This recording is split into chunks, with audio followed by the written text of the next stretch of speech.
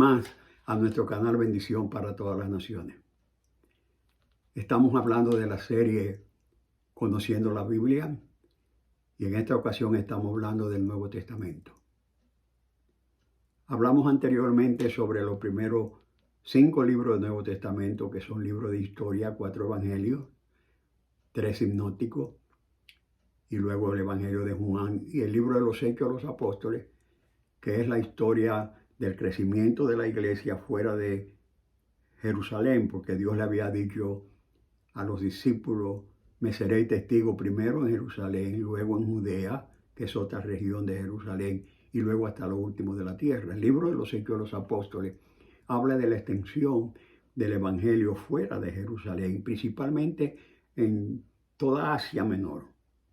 Y el apóstol Pablo y los creyentes extendieron el evangelio a diferentes lugares. Debido al crecimiento de esas iglesias, se hizo necesario escribir mandatos, decirle a los nuevos creyentes cuál era su comportamiento.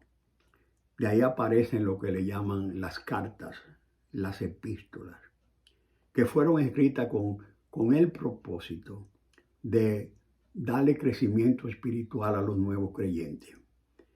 Cuando una persona cree en el Señor Jesucristo, no es necesario, no es suficiente decir yo creí en el Señor Jesucristo. Se necesita también el crecimiento y se necesita la enseñanza. Y las cartas que aparecen en el Nuevo Testamento, el propósito era fortalecer la vida espiritual de los creyentes. A las cartas también se le llama epístolas. Y hay 21 cartas en total, 13 del apóstol Pablo, y luego aparecen el libro a los Hebreos y 7 aparecen que son cartas universales. Las 13 del apóstol Pablo están dirigidas a iglesias, a personas, porque el apóstol Pablo era un apóstol y la palabra apóstol significa uno que ha sido enviado, uno que ha sido llamado. Y el apóstol en sus cartas, sus 13 cartas, le escribe primero a los romanos. A los romanos, él no había ido a Roma, pero le escribió esa carta para fortalecer a los cristianos que estaban en Roma. Luego le escribe 2 cartas a la iglesia que estaba en Corinto, y por eso se llaman Primera y Segunda de Corintios. Luego escribe a otra iglesia que estaba en Galacia, ese está el libro de Gálatas. Escribe a la iglesia de Éfeso, escribe también a la iglesia de Filipo, y por eso se llama la carta a los filipenses. Escribe a los hermanos que estaban en Colosa, y por eso se llama la carta a los colosenses. Le escribe luego a los hermanos de Tesalónica, y por eso Pablo escribe 2 cartas, primera y segunda de Tesalonicenses. Luego le escribe a Timoteo.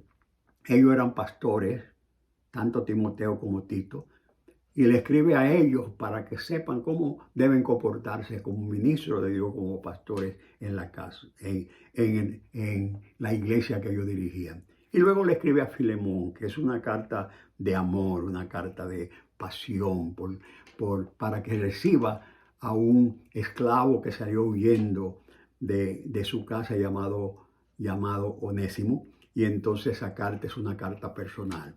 Y luego aparece la otra carta importante, que es la de los Hebreos. Y la carta de los Hebreos, como yo le dije a ustedes, yo creo que la escribió el apóstol Pablo, pero es una carta principalmente dando el fundamento que Jesucristo es superior a Aarón, a los sacerdotes, y que es del orden de Melquisedec. El libro de los Hebreos es maravilloso y es necesario que ustedes lean este libro porque le va a enseñar a ustedes cuál es la gran diferencia entre el Nuevo Testamento y el Antiguo Testamento y la persona de Jesucristo. Que Jesucristo es el sumo sacerdote. Él es superior a Moisés, superior a Aarón. Además de ser el Hijo de Dios como hombre, Él es superior y tiene que leer el libro de los Hebreos. Muchas bendiciones y hasta pronto.